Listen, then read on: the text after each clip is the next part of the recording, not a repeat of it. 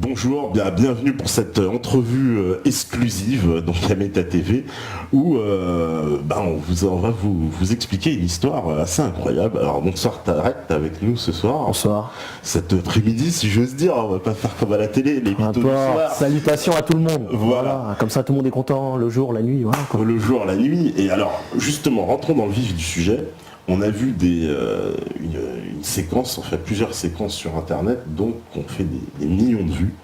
Et on se demande c'est qui ce monsieur. Et alors tu vas nous expliquer. Parce que on va remettre un petit bout, tu vois, de cette séquence. For this time I received many mails and I will try to help a lot of people. Mais c'est qui ce monsieur Qatari qui... Alors, on peut voir les marques qui sont sur mon nez. C'est des marques d'impact assez sévères. La veille, je faisais un combat. Je suis acteur, je suis cascadeur, je suis catcheur. Et comme quasiment tous les gens de la nouvelle génération, je suis au chômage et je touchais le RSA à l'époque. D'accord. Voilà, donc je jouais le rôle d'un milliardaire, donc contradiction totale entre ma véritable condition sociale. J'étais sans domicile fixe, j'étais au RSA et je venais de me faire virer de l'éducation nationale parce que je ne respectais pas en quelque sorte la laïcité agressive qui voulait moi, musulman, j'arrache le voile sur la tête des meufs. Et on m'a proposé ce rôle d'acteur. Je l'ai accepté parce qu'à la base, on m'avait repéré sur une base de données où je faisais des imitations déjà. Et donc à partir de là, on m'a proposé ce rôle-là. À la base, j'étais pas vraiment enthousiaste et on me garantissait du boulot, donc j'y allais. Et puis en temps de crise, on refuse rien. Donc voilà, donc c'est un rôle. Alors donc c'est quoi? Ça va être organisé par une boîte de com, c'est ça? Une boîte de prod qui s'appelle Giza Media, mais le problème c'est qu'ils ont extrapolé la chose. Ouais. Ils ont été aidés par certaines presses comme Mediapart ou Le Monde qui ont fait croire que... C'était vrai, ouais. Ouais, on a vu un article sur France 24 où ils disent oui, on a enquêté, on n'arrive pas à savoir qui c'est, personne ne le connaît, mais bon, ils disent pas non plus que c'est un fake, quoi, ils débouillent pas le truc. En fait, c'est que le journaliste lui-même, ce jour-là, j'étais en tournage d'un nouvel épisode du Qatari, ce jour-là, le journaliste a rappelé le producteur et avait découvert justement qu'avant j'étais à l'éducation nationale, il avait remonté mon adresse, il avait découvert des trucs de fou sur moi.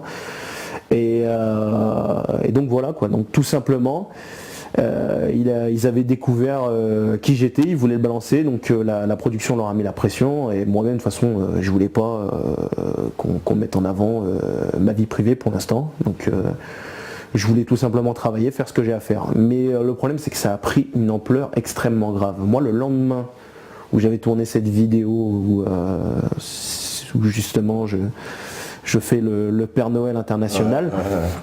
J'étais au Pôle emploi et je mangeais un tiep dans un foyer malien. Donc pas vraiment la vie d'un milliardaire. Et puis je suis jamais allé en club pour me faire passer pour un milliardaire en disant oui c'est moi Abdel, je sais pas quoi. Alors que la moindre personne qui me croisait, je veux dire, ils hallucinaient quand ils me voyaient.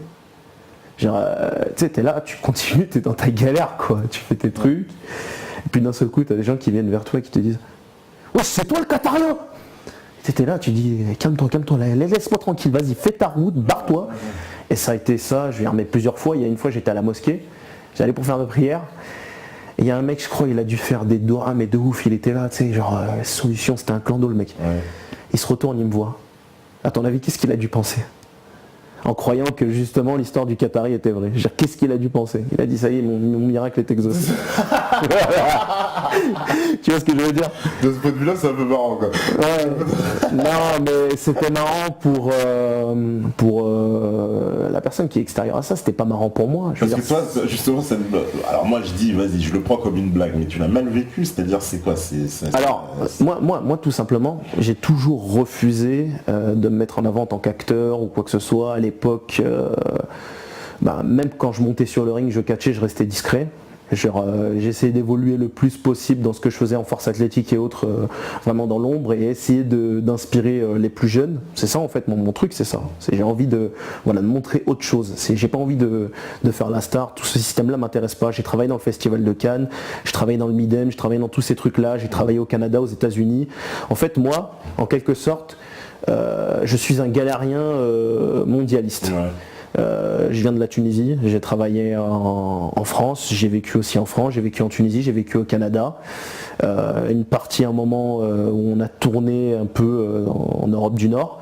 Mais voilà quoi, je veux dire, je suis un galérien mondialiste et je suis pas ce Qatari qui distribue des millions. Voilà, alors il y a une séquence aussi qui est hallucinante qu'on voit plus tard, c'est avec les autres jeunes là. Alors voilà, on voit des voitures de luxe et tout. Et Four cars like that. elles sortent de toutes ces voitures. Alors c'est quoi cette affaire? Alors, other cars, but Et là on voit après. poor people or middle class dream of it or make wish to have this car or another car, I give it to him. Voilà, elles sortent toutes ces voitures. I was touched by a mail of C'est quoi le principe de toutes ces voitures? Alors le principe de toutes ces voitures, bien sûr, c'est l'exubérance qatari. Ça c'est pas quelque chose qui m'étonnait. Après, je tiens à dire que ces voitures, c'est de la merde. Tu peux pas t'asseoir. Regarde mon gars, moi je pouvais pas m'asseoir là-dedans, c'était de la merde. Je déteste les Ferrari, moi je veux une bonne Honda, un bon voiture bien spacieux, pas de la merde comme ça, tu vois. J'ai pas aimé. Et le truc, bon voilà, il s'était démerdé avec, tout le monde le sait maintenant, une agence de location qui louait ça directement. C'est eux qu'on voit plus tard, là, c'est ça Ouais, c'est eux. Mais ça leur a fait mais un coup de pub énorme et ils nous ont remerciés. Alors c'est quoi cette montre aussi? Alors, et voilà, ça c'est un passage qui a marqué. Tu jettes une montre. Voilà. Tu jettes une montre une Rolex, on imagine, en fait c'est quoi? C'est une montre plastique. Alors non, la montre était vraie, et puis après bon, voilà, on a substitué, on a jeté l'autre, et puis voilà, c'est tous les gens. Ah, on montre une vraie montre, et vous avez fait un montage. Voilà, je veux dire, n'importe qui aurait compris, mais après bon voilà quoi, les gens ont pas voulu comprendre. Et ça s'est emballé, je veux dire, tout le monde partageait ça, courtrage, mais tout le monde a partagé, ça s'est emballé, ça a été un truc de ouf. Ouais. Donc on me disait, ouais, après que je vais avoir au fur et à mesure du boulot, je me dis, alhamdoulilah, je vais sortir de la merde. Mais c'était pas le cas. À un moment donné, on a eu les vues carrément sur YouTube qui se sont gelées. Carrément gelées. C'est-à-dire quoi? Aucune progression, ça veut dire qu'on savait pas combien on avait de vues, et d'un seul coup ça a repris. La production, Giza Media n'avait pas respecté l'entente qu'on avait justement de me proposer des trucs, que je puisse essayer au moins de proposer des projets ou parler de moi. Ils ont fait leurs petites affaires tranquillement. Ils sont partis en vacances au Brésil juste après ça. Ils ont osé m'envoyer une vidéo de leurs vacances pendant que moi, l'hiver 2013, je ne sais pas si vous vous souvenez, l'hiver 2013, ça a neigé violent. Je vivais dans un logement sans isolation, sans chauffage, sans rien. Et eux, ces enfoirés, ils m'envoient cette vidéo là. C'était quoi le deal de départ avec eux? Le deal, c'était de travailler. Je veux dire, bon, voilà. Genre tu faisais le truc et après quoi, ils te payaient, ils devaient. Je sais ça, je comprends pas trop le deal. J'ai rien touché. Le truc, c'était, on proposait du boulot et on essayait de me mettre en avant. Et moi, à la base. Mais c'est quoi, genre un boulot d'acteur, quoi? Voilà, un boulot d'acteur, un boulot de créatif. Voilà, c'est tout. C'est pas quelque chose qui m'intéresse à la base. Comment on appelle ça? L'objectif, par exemple, pour C'était faire un buzz. C'était faire un buzz. Mais c'est un personnage, déjà, premièrement, qui ne m'intéresse pas parce que je ne crois pas qu'une personne comme ça existe, justement, qui distribue des millions. Je suis totalement à l'antipode de cette personne-là. Et la seule fois, justement, où j'ai proposé un épisode qui parlait du mal logement à la production, oui. Ça n'a pas vraiment été suivi et pas assez partagé justement et pas assez bien colporté par les mêmes médias qui avaient dit « Oh, le Qatari a distribué des Ferrari partout !» dans les Champs-Élysées. Ça n'a pas vraiment été mis en avant. Tu vois, on avait fait un épisode où on trouvait un SDF qui était dans la merde et tout. Enfin bon, c'est dans l'histoire. Hein. Et par contre, là où le producteur il est fort, c'est qu'il arrive toujours à trouver des plans. Il nous fait rentrer dans une bête de villa de ouf. Là, à l'intérieur même, tu sais, des squares de la Tour Eiffel, on va, on visite et tout, je fais croire que c'est mon truc, je dis voilà, ça. Le pauvre, il n'a pas de logement, parce que la réalité aujourd'hui, c'est pas les gens qui vivent en HLM qui sont dans la merde, c'est les gens qui vivent dans les centres-villes comme Château-Rouge et compagnie, qui vivent dans des logements insalubres et qui ne sont pas isolés.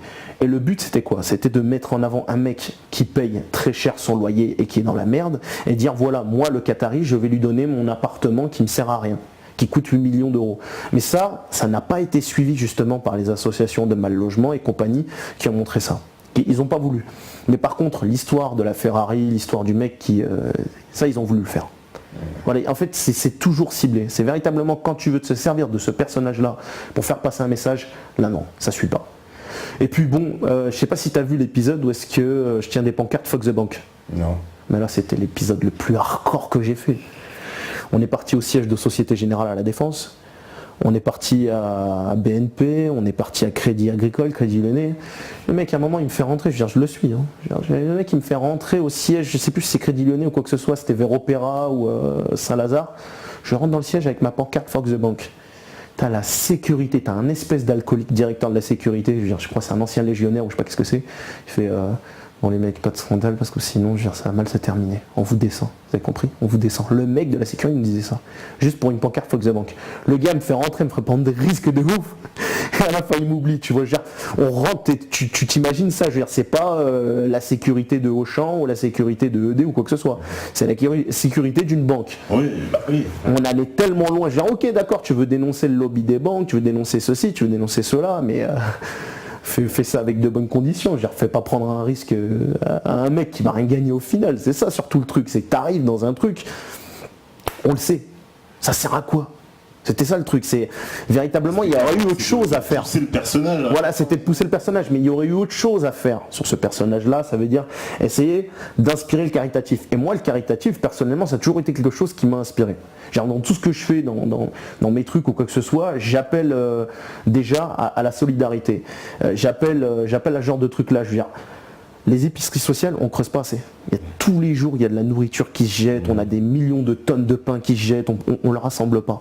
Il faut faire plus d'épiceries sociales, il faut être plus solidaire. Genre moi, je vais parler en conséquence de cause au niveau de ma communauté. Et de toute façon, ça parle directement de ma communauté, le Qatari, parce que voilà, il est musulman. Mais quand tu es musulman, tu dois venir en aide à tout le monde. Dire comment aujourd'hui les musulmans qui se sont installés en France, qui ont vécu dans les bidonvilles de Nanterre, qui ont vécu dans la merde, arrivent à se regarder dans la glace quand ils arrivent à passer devant un Roumain et ils ne leur donnent pas à manger. Les Roumains sont en train de vivre des conditions encore plus exécrables que ce que vivaient les Arabes au tout début quand ils sont arrivés. Et ils arrivent à continuer comme ça. Et je veux dire, à côté de ça, ils ont leur propre communauté qui se dégrade. Genre à la sortie des mosquées, genre t'as plein de femmes divorcées qui sont dans la merde, qui font la manche et les gens passent devant eux avec une totale indifférence. Parce que premièrement, les institutions ne veulent pas se bouger. Tu as aussi des associations caritatives qui sont de véritables bras cassés. Je ne vais pas en nommer parce que j'ai pas envie de me faire d'ennemis et puis les Arabes c'est très hypocrite, un jour ou l'autre j'aimerais bien travailler. Et puis moi, j'aurais voulu que le Qatari se tourne vers ça, plutôt que une machine à buzz qui n'amène strictement rien.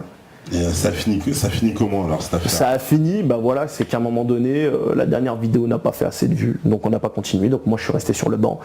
Le total des vues que ça a engendré, ça a permis de financer le film Cop, le film... Ils ont fait parce qu'il y a eu des millions de vues, c'est ça? Ouais. Le film Cop, je sais pas si t'as entendu parler, qui parle de la vie de Booba, où je joue justement dedans. Et tu joues dedans? Ouais, je joue dedans. Donc, et tout le monde a cramé, oui, c'est le Qatari, c'est le Qatari, c'est le Qatari. Ce qu'il a voulu faire, c'est mettre en avant ses amis du cours Florent. Moi, j'ai été occulté. Pourquoi? Parce qu'il a voulu garder le mythe du Qatari vivant. Donc ça veut dire que ce que je fais te permet de produire ton film, et tu me mets pas en avant, tu me laisses dans la merde. C'est quand même grave. Et en plus, pourquoi? Pour le film Cop. Moi, j'ai rien contre Booba, mais ça apporte quoi? Ça apporte quoi de raconter sa vie? C'est bien, ok, mais d'accord. Après, en soi, le scénario est bien fait, il y a une volonté. C'est pour faire parler. Moi, personnellement, je trouve qu'il y a plus de trucs à faire. Moi, il y a 2 films français qui sont crédibles aujourd'hui. Tu as Travail d'arabe et African Gangster.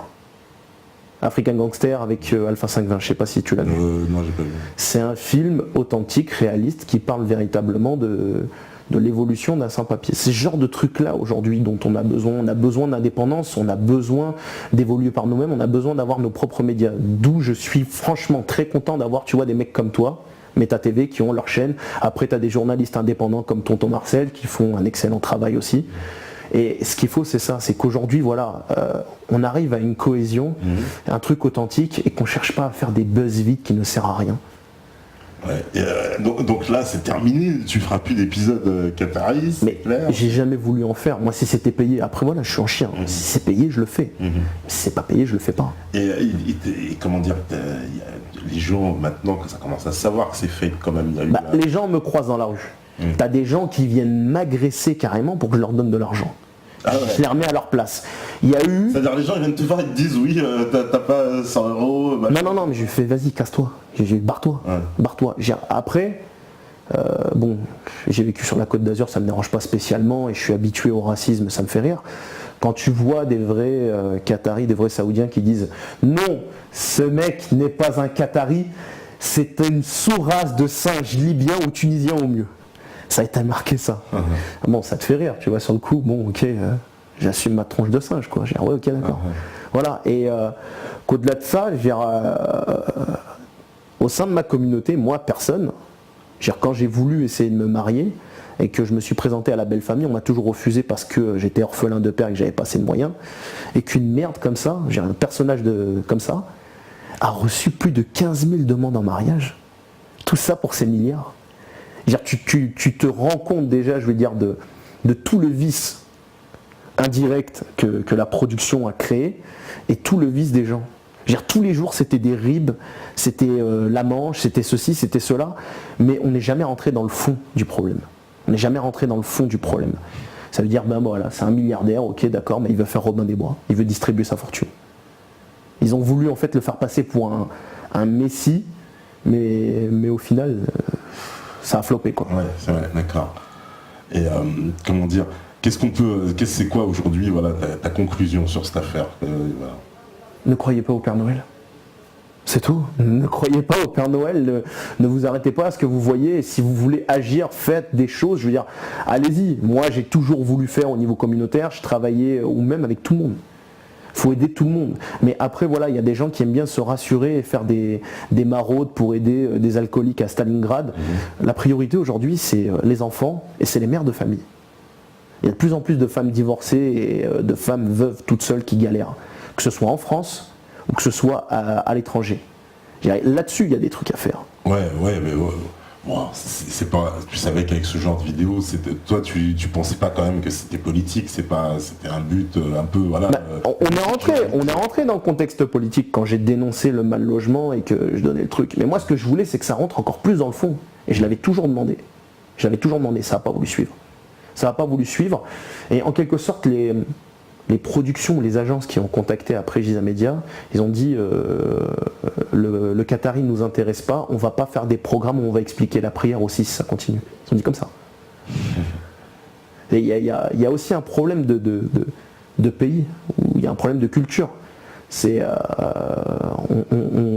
soit on s'adapte, en quelque sorte, ou soit on ferme sa gueule. Ou quand on essaie de faire un truc, ben on est occulté.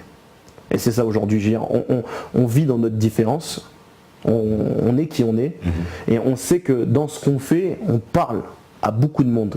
Mais le problème, c'est qu'aussi les gens qui tiennent les médias, qui tiennent les chaînes YouTube et tous ces trucs-là, ne veulent pas forcément qu'on fasse émerger ce genre de trucs-là. Donc voilà. Développer ce genre de produit, ça les intéresse pas. Et moi-même, à la base, tu vois, c'était pas un truc voilà, qui m'avait enchanté.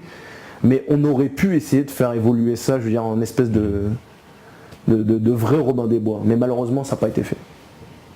Eh ben, en tout cas, voilà, l'affaire est débunkée. Pour tous ceux qui doutaient de ces images, bon ben voilà, vous avez vu que tout ça, c'est une grosse blague avec voilà.